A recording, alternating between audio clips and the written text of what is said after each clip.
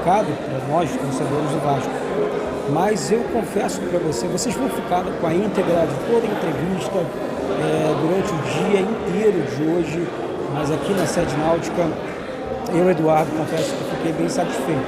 É claro, muitas dúvidas, no caso, precisam ainda ser esclarecidas e tal, e tiradas, né, pelos conselheiros, pela diretoria do Vasco. Vamos continuar batendo, vamos estudar um pouco mais a SAF do nosso clube, para que a gente consiga caminhar, gente. Não adianta aqui ficar pregando pessimismo, pregando que deu ou não deu certo, porque as coisas precisam andar. O Vasco precisa andar, o futebol do Vasco precisa andar. Tá certo? Uma certeza que eu tive hoje aqui foi a seguinte: serão investidos 700 milhões no futebol, ou seja, 70 milhões já foi investido, certo? Restam 630 milhões desse investimento no futebol, será, enfim, vai movimentar os ganhos do Vasco, e aí sim, com esse lucro, o Vasco começa a quitar junto à SAF as dívidas do clube, ou seja, não tem nada de 1 bilhão e 400 mil reais, ou seja, são 700 milhões, sendo que nesse primeiro momento já foi investido naquele empréstimo ponte 70 milhões, após a aprovação da SAF, mais 120 milhões, aí o restante. Sobre a divisão, não existe essa questão envolvendo, vai ser dividido metade dos 630 milhões no próximo ano e no ano seguinte, mas não existe isso. Esse entendimento vai ser buscado junto à comissão de futebol, se vai juntar esses 630 milhões junto com a receita do Vasco no próximo ano e vai investir tudo de uma vez? Não sabemos ainda, não temos essa certeza, não existe essa questão então de que vamos dividir 630 milhões nos próximos 2 anos, não existe isso, corta essa questão do nosso caderno, da nossa imaginação, porque não existe isso. Vocês vão ficar agora com o vídeo, né, completo da reunião. Então, pessoal, boa noite, Flávio. Obrigado pela pergunta. Eu estou até meio constrangido aqui com tanta luz, mas vamos lá. Eu acho que foi um bom primeiro passo para que a gente possa ampliar esse debate, né? Até esse momento, o debate veio do que se apurava aqui, do que uma fonte falava ali. Agora não, agora está oficial. A 777 veio aqui, né, com os seus principais personagens e formalizou a proposta para o clube. A gente tem ali uma tensão entre o que é transparência. Transparência é mostrar os contratos, transparência é colocar todos os pontos principais à prova. Essa tensão ela existe na sociedade, vai continuar existindo, no Vasco igual. É um contrato resguardado por sigilo comercial. Mas eu acredito, cara, que assim, pegar o contrato para ler talvez tenha uma certa decepção, porque são páginas e páginas para falar o que todo mundo já sabe. Eu escutei um conselheiro aqui falar, hoje nada foi dito de novidade. Mas a intenção é que não tenha muitas novidades mesmo, a intenção é que as coisas estejam claras ao ponto de que o vascaíno possa dizer sim ou não. Acho que dá para melhorar? Acho que ainda tem coisas que precisam ser mais mastilhadas. Que coisas são essas? As coisas que estão sendo colocadas. Então achei muito saudável o e-mail que a diretoria se propôs, né, o duvidas.saf@vasco.com.br, que o vascaíno tenha a oportunidade de colocar ali o seu questionamento e que esse questionamento passe para dentro de um FAQ para que a gente tente responder, se não todos, a maior quantidade possível. E eu ainda tenho a curiosidade de ver a diretoria administrativa falando sobre a proposta, né, que ela apresente a proposta. A gente ouviu o proponente, agora eu quero ouvir o outro lado da mesa, porque a mim, como julgador, interessa ouvir os dois lados. Por que hoje, Carlos, a diretoria administrativa estava ali ao seu lado e ele se manifestou? Teve muita dúvida em relação principalmente ao valor do pagamento da dívida. Se ele virá dos dividendos, se ele virá de um aporte futuro. Queria que você explicasse exatamente sobre isso. Não, vamos lá. A diretoria administrativa ela não respondeu porque foi um pedido meu. Eu não queria que virasse hoje um debate de perguntas e respostas. Eu queria exatamente que as dúvidas fossem suscitadas. E eu acho que talvez por isso tenha saído o e-mail de dúvidas, porque eu botei muito isso fortemente no e-mail. Eu quero dúvidas, eu não quero responder o que todo mundo já sabe, eu quero saber eventualmente o que a pessoa quer saber que eu ainda não sei que ela quer saber. Então isso é importante, a quantidade de perguntas que se respondem, que se fazem sobre determinado tema é importante. Então por isso foi um pedido meu, mas como eu disse aqui, eu gostaria que a diretoria faça, ela compile isso tudo, ela saiba o que as pessoas querem fazer e possa vir aqui colocar a sua forma de ver, que já venha com a resposta dessas perguntas, ou eventualmente com perguntas novas, quanto mais dúvidas melhor, elas possam ser respondidas. Eu acho que é por aí. Sobre a dívida, vamos lá, de novo, eu falei e vou repetir. São 3 empresas completamente distintas. Tem o Clube de Regatas Vasco da Gama, você tem a 777 e você vai ter a SAF Vasco. Que o nome não é SAF Vasco, provavelmente vai ser Vasco da Gama Sociedade Anônima do Futebol. O Vasco coloca nessa sociedade seu potencial de geração de receita, seus ativos que operam o futebol, e a 777 coloca nesta empresa investimento, capacidade de investimento, dinheiro. Esses 2 itens somados, eles vão gerar uma capacidade nova de receita, né? Não vai ser o que o Vasco gera hoje, e eu não sei exatamente o que vai ser pelo potencial que esses investimentos vão trazer. Vai valorizar o time, valorizando o time você tem uma chance melhor de competir, tendo uma chance melhor de competir, eventualmente você ganha, ganhando você ganha receita de premiação. Isso tudo vai fazer com que o Vasco seja diferente. Diferente quando? Como eu falei, hoje temos um paradigma de receita, R$1 bilhão são o que os principais clubes hoje no Brasil em faturamento recebem. Quanto o Vasco poderia? O Vasco poderia chegar nesse paradigma, o Vasco poderia quebrar esse paradigma?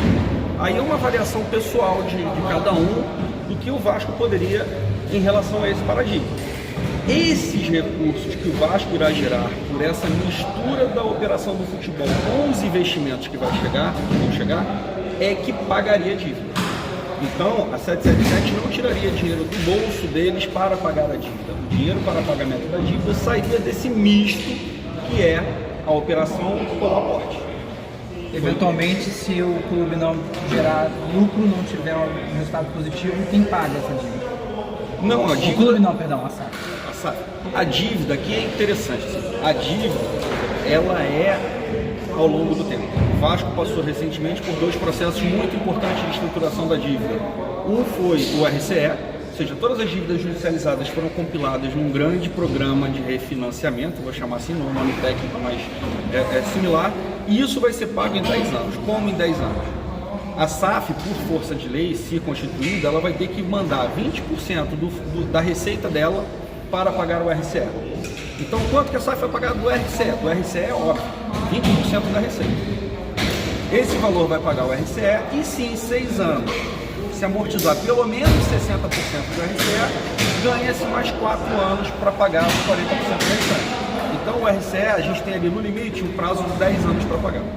Ah, mas e se quiser acelerar esse pagamento? Esse pagamento, por lei, pode ser acelerado se o credor der deságio, der desconto na dívida. Vai ter dinheiro para pagar esse deságio? Não vai ter dinheiro, isso é gestão de fluxo de caixa, não sei. Mas deságio sempre é interessante, porque quando eu tenho deságio, eu tenho a diminuição do valor nominal, né? Eu te devo 100, você topa receber 70, opa, 30 ficou no meu bolso. Além disso, tem o carregamento da dívida, que hoje está aí em torno do Selic, 15% ao ano. Então 15% de 100 é R$15 só para dever os mesmos 100. Mas o RCE é um pedaço da dívida do Vasco. O Vasco tem outras dívidas. Que outras dívidas? Tem dívidas normais correntes de antecipação de programa de sócio, né? Essas dívidas são dívidas de giro. Essas vão estar ali, paga hoje, pega amanhã, capital de giro. Você tem a dívida tributária, que ela também é de longo prazo, que não faz sentido, porque a dívida tributária você já conseguiu todos os descontos ali na negociação, você não vai ter deságio por pagamento antecipado. Não faz sentido que ela fique aqui, eu estou falando do cabeça financeira, faz sentido que ela fique pelo prazo máximo dela, e outras dívidas que são dívidas não ajuizadas, aí dívidas gerais, manutenção, enfim, que se tiverem algum tempo, é factível que você talvez tenha ali um deságio, porque o cara quer receber, quer sair da coisa. Mas essa já tem menos potencial de deságio quanto dívidas mais antigas. Então, é por aí, assim, como é que vai ser pago? Não sei, mas sei que o dinheiro sai dessa mescla de operacional que o Vasco vai receber com os investimentos que a SAF vai fazer, porque isso aqui, com o passar do tempo, vai se fundir e vai se transformar no Vasco da Gama, Sociedade Anônima do Futebol. É isso. Você vai parar de falar da 777, vai parar de falar do Vasco, vai falar do Vasco SAF. E como seria dividido esse valor? Como seria investido esse valor da SAF? De uma vez só, ou dividido em 2 ou 3 anos? Não, o o valor da SAF, 70 milhões já foram, tem mais 630. Esses 630 milhões serão aportados em 3 anos a partir da assinatura. Então assinou, vem o primeiro aporte. Assinou, vem o primeiro aporte. Assinou, você vai constituir a empresa. Constituir a empresa tem todos os trâmites legais de constituição da empresa. Você vai levar uma semana, 2 para RCPJ, junta comercial, enfim. Depois que a empresa tiver constituída aberta, você vai fazer a sua conta corrente, você vai abrir sua conta corrente. Aberta a conta corrente, vai entrar o primeiro aporte de recursos, tá? Eu estou sendo aqui super transparente, garanto que boa parte do que eu falei pouco importa. O que importa de fato é quando for assinado o contrato, vai entrar a primeira parte dos recursos e a partir desta data vai ter 3 anos para fazer o restante do aporte. Carlos, me chama a atenção o seu calendário e o calendário do presidente da Assembleia Geral, Otto. O calendário de vocês não precisa ser concordante. Você já falou que não tem pressa, mas é óbvio que o clube, de modo geral, tem pressa. Vocês têm conversado porque, enfim, existe uma expectativa, não sua, mas do torcedor, de modo geral, de que isso aconteça, de que a AGE, presidida por ele, aconteça em cerca de um mês, um pouco menos talvez. Vocês têm conversado, porque se você não tem pressa, mas se o tempo que ele comanda é outro, como é que isso fica? Então, essa é a famosa divisão entre pressa e urgência. Eu tenho urgência, eu não tenho pressa. Eu não quero fazer a qualquer custo como algumas pessoas colocam, inclusive foi colocado hoje. Eu quero fazer desde que o vascaíno tenha a compreensão do que ele quer. Me parece, vocês talvez tenham mais condição de dar essa temperatura do que exatamente eu vivo numa bolha, vocês observam mais ou menos todas as bolhas. Me parece que há uma convergência de entendimento do torcedor vascaíno, do sócio vascaíno. Mas a gente precisa cumprir com todos os ritos até chegar na tomada desse voto. A gente trabalha, inclusive eu, com a data lá de 25 de julho, que é a primeira data da janela possível, data da convocação da Junta Deliberativa no dia 5, a partir de 25 de julho. Se escorregar muito disso, a janela fica comprometida, porque como eu falei, tem que registrar, tem que ir na Juscerja, tem que abrir o CNPJ, tem que abrir conta no banco, tem que para poder contratar no novo CNPJ. A gente está ciente disso, a gente tem urgência quanto a isso, se for a vontade do vascaíno, mas a gente não vai cometer atropelos sob pena de iniciar o processo ou puxar uma votação que de repente diga não, porque o sócio não está suficientemente esclarecido. Eu até poderia aprovar se eu soubesse mais. Então, você sempre tem que calibrar esse tipo de coisa, né? Assim, vou aprovar ou não aprovar, né? Eu aprovei correndo, não sei exatamente o que é, mas aprovei. Pô, também não é o voto que eu gostaria. Eu gosto do voto que eu fui lá, consciente do que era, soube os riscos, soube o que era, e votei, sim ou não, mas fiz o que eu queria fazer. Esse é o voto que interessa. E quantas reuniões? Vai pular o rito para aproveitar a janela desse... Assim, se der para aproveitar a janela cumprindo o rito, bacana. Se não der para aproveitar a janela cumprindo o rito, vai ser feito no tempo que o rito necessitar. Podem ter medidas alternativas? Imagino que possa. Cabe à diretoria administrativa descobrir quais são e realizar. Eu acho que a janela não pode ser uma faca na cabeça ou no peito do vascaíno para ele votar porque a janela vai fechar. De novo, não é o tipo de voto que eu quero. É o tipo daquele voto que chega lá e é sim ou é não. Né? Como o conselheiro aqui, o último conselheiro que falou, o Sérgio Frias. Me parece muito claro que o voto dele é não. Respeito, ele tem as convicções dele, ele tem os pontos dele. Quem sou eu para dizer que ele está errado? Discordar ou não discordar é outra questão. Agora errado ele não está, é convicção dele. Ele vive isso aqui há muito tempo, ele tem uma história de Vasco há muito tempo. Ele tem lá o direito de formar suas convicções e tem como todos só. Carlos, fica muito claro que os conselheiros querem mais acesso a informações e que vocês também não têm a possibilidade de dar talvez tantas informações quanto eles gostariam. A minha pergunta é o quanto que ainda dá para ser aberto, do que ainda não foi aberto, para esse conselheiro poder fazer um voto um pouquinho mais consciente? Então, de novo, a velha fricção entre sigilo e transparência, né? Assim, eu fui aqui super transparente no tempo que precisa para entrar os recursos. Seria necessário? Né? Eu fiz aqui uma provocação nesse sentido. Eu acho que tem mais dados, eu acho que a comissão tem que ver esses dados, eu acho que as perguntas dos vascaínos são fundamentais para que a gente responda aquelas perguntas que são importantes serem respondidas. Porque tem eventualmente a dúvida de uma pessoa que, cara, qual é a importância disso no contexto geral? Ah, não, tem uma dúvida que é a dúvida de todo mundo. né? E garanto que não há ninguém mentindo. Né? Para garantir que não tem ninguém mentindo, que existe a comissão que está olhando o contrato e vendo, ó, isso que ele falou está aqui, isso que ele falou está aqui. Olha, vocês podem confiar que o que está dito é o que está no contrato. Eventualmente dizer que é ruim, acho ruim, mas o que está dito está no contrato. É que o que está dito é um juízo de valor possível, entendeu? Você não precisa dizer, a comissão não precisa testar que a proposta está conforme e fazer um juízo de valor favorável por isso, não. Simplesmente, ó, o que está posto é o que está no contrato e acho ruim por isso e aquilo. Hoje a comissão da Defesa do Consumidor da média de reclamação contra o Vasco nos pedidos é justamente isso que foi debatido aqui, que é mais transparência, que é acesso integral ao contrato, e também pedem uma liminar para que bloqueiem, para que impeçam votações e que o rito siga adiante. Isso é uma preocupação para vocês? Chegou a ser debatido ali entre vocês e membros da diretoria? Rapaz, eu agora vou cometer um impropério aqui, que eu não li, ação não li. Eu só me preocupei mesmo, eu saí meio atrasado, só me preocupei mesmo do pode ter a reunião ou não pode ter a reunião. Me disseram que poderia, que não teve decisão, sequer o clube foi citado. Eu não tomei conhecimento no contexto, mas assim, aí eu estou dando agora a minha opinião livre de conhecimento do que está acontecendo. E parece um certo exagero da Alerj se preocupar com isso, enquanto o Maracanã está lá sendo gerido da forma como está sendo gerido, como um impedimento de um clube do tamanho do Vasco de utilizar um bem que é público, que sempre foi usado há tanto tempo. Então eu acho que talvez os nobres parlamentares deveriam se preocupar um pouco mais com a questão geral e não com uma associação. Porque no fundo, o Vasco é uma associação que diz respeito aos seus associados e estendendo muito aos seus torcedores. Me parece que a Câmara está exorbitando um pouco de suas funções em tentar enquadrar, qualificar, enfim, eu não sei como é que eles fizeram essa qualificação, mas me parece que eles não têm alcance. Mas, de novo, estou dando aqui uma visão completamente desvinculada da realidade, porque eu não li, não vi, só soube do resultado.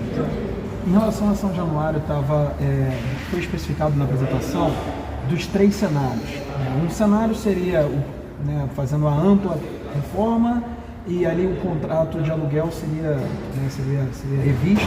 E os outros 2 cenários, uma ampla reforma com a questão da propriedade se passando para a SAF e a outra, pequenas reformas e segue como está. E aí, justamente em relação a isso, quais são, claro que não foi especificado, mas imagino eu que no contrato tenha um valor para que essa propriedade passe da SAF ou passar para uma AGE. Como é que funcionaria isso, da propriedade passar para a SAF num momento futuro, por exemplo, que isso causa muita talvez dúvida na cabeça do torcedor. Eu vou te falar o que eu vi aqui. Eu prestei muita atenção ali e conheço algumas coisas do que foi negociado, enfim. O que eu vi a 777 ela tem interesse de que São Januário seja ampliado. Ela entende que há um potencial maior de receita. Lembra que a gente falou que vai jogar um dinheiro ali, que tem que crescer a receita, e parte desse crescimento de receita pode vir de um estádio com mais lugares, com melhor acessibilidade, né? Isso pode trazer mais receitas. Então ela quer que o estádio seja reformado. Por eles, não necessariamente, mas também pode ser por eles. Pode ser pelo próprio clube, pode ser por um terceiro, como eu falei.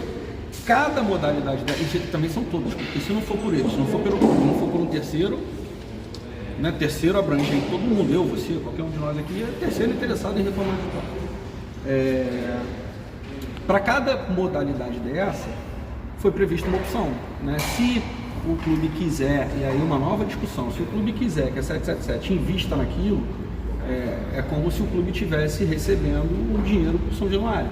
O São Januário vai ser ampliado, o clube que tem 30% da SAF vai ter uma receita maior, vai ter uma participação maior, então é a colocação deles que São Januário passe para dentro do patrimônio da SAF. Mas isso é um outro momento, uma outra análise, uma outra questão. E aí, de novo, é interessante ou não para o clube, né? A democracia sempre impera no final, apesar de eventualmente a democracia não ser do interesse de todos, ou nem todos acreditarem na democracia. Mas é um outro momento. O que ficou claro para mim é que eles têm intenção de ter um equipamento maior. E eles podem pegar um outro estádio ao invés de São Januário, não, tem uso por 25 anos e o Vasco tem que estar em São Januário. Eles não podem desvirtuar. Rapidinho, mas em questão de uma reforma, por exemplo, como é que ficaria isso? O estádio não vai ser colocado para uso. Mas aí está sendo... Tem aluguel, por exemplo, pagamento de aluguel, o estádio... Não, se o clube fizer, isso está ali, isso foi falado na apresentação. Se o clube fizer a reforma, o valor do contrato é majorado, obviamente, porque você... Eu digo que a associação abre mão de receber um dinheiro, né? Porque o estádio não vai ser alugado, não vai ter uso. Mas eu acho que é um ganha-ganha, né, Flávio? Assim, então vamos manter como está para poder receber esse dinheiro? Eu acho que, de novo, investimentos são necessários para que você incremente suas receitas. Se o clube pensa em incrementar a receita, que aceite o tempo de investimento. Assim, acho que é parte do negócio. Carlos, tudo bem? É uma dúvida que eu acredito que seja de muita gente, foi pouco falada aqui, a respeito da própria 777, que é uma empresa que administra outras empresas. E aí a questão da possibilidade desse acordo ser desfeito em algum momento, se isso é viável, se isso não é, por exemplo, algum das duas partes está desinteressada ou não ficou satisfeita com o acordo, e aí em quantos anos isso poderia ser desfeito, mesmo com um aporte financeiro aí de 630 mais 70 milhões, e até a possibilidade da própria 777 repassar, né, 70% dessas ações do Vasco SAF. Vamos lá, na verdade não é um acordo, é uma questão comercial. As duas empresas estão decidindo juntas criarem uma nova empresa. A partir do momento que essa nova empresa existe, ela existe no mundo jurídico e ela tem as possibilidades jurídicas legais. Quais são? Falência, venda, né? Assim, um sócio, outro sócio, pode ser venda amistosa, venda litigiosa. Você vai estar dentro do mundo sujeito a que qualquer outra empresa está, desde do botequim, que está na moda, o botequim aqui do lado, até uma grande holding internacional das mais valiosas do mercado. Então é isso, assim, o acordo ele não pode ser desfeito. A empresa foi criada, o bebê nasceu. A partir daqui, o que vai acontecer na vida daquela empresa é a discussão entre os sócios. Esses 630... Venda de até no caso, vai ser 5% da 700, pode ter uma porcentagem. Tudo que é relacionado ao futebol vai para dentro da SAF, não é da 777, é da SAF. Então, a SAF vai vender um atleta que foi gerado ali no seu meio, ali, ganhando 20 milhões, custando 20 milhões de investimento do clube, e vai vender por 100 milhões. Esses 100 milhões ficam na SAF para reinvestimento. Para formar mais 5 atletas, que os 5 serão vendidos. Eu acho que fica muito poluída essa coisa do clube com a SAF, é do clube, é da SAF. É do futebol. Deixa de pensar no clube, deixa de pensar na SAF e pensa no futebol. É do futebol. Seria interessante, como sócio do clube, que o futebol ficasse com esse dinheiro? Seria. Então está no futebol. Acho que esse é o ponto que as pessoas têm que se ligar. O clube está ganhando, o clube está perdendo. Cara, é o futebol. Se o futebol estiver no clube, é do clube. Se o futebol estiver na SAF, é da SAF. E a SAF? A SAF é 70% dos caras, 30% nossa. Então esses 70% seria direto para o futebol. Esses 630 milhões seria direto para o futebol. Para o futebol, como eu falei, futebol é lato sensu. Né? Pagar salário é futebol, manutenção do campo é futebol, vale transporte dos funcionários que trabalham é futebol. Futebol é isso. Não é o futebol que as pessoas talvez queiram dirigir o debate. É jogador, tem que contratar jogador. É contratar jogador? Também. É pagar salário do jogador? Também. É ter um departamento lá de pessoal que vai fazer a folha de pagamento para pagar todos os salários? Também. Isso tudo é futebol dentro de um mecanismo que é a SAF que produz futebol. Futebol não é só o campo, é tudo em torno dele. E poderia perguntar essa questão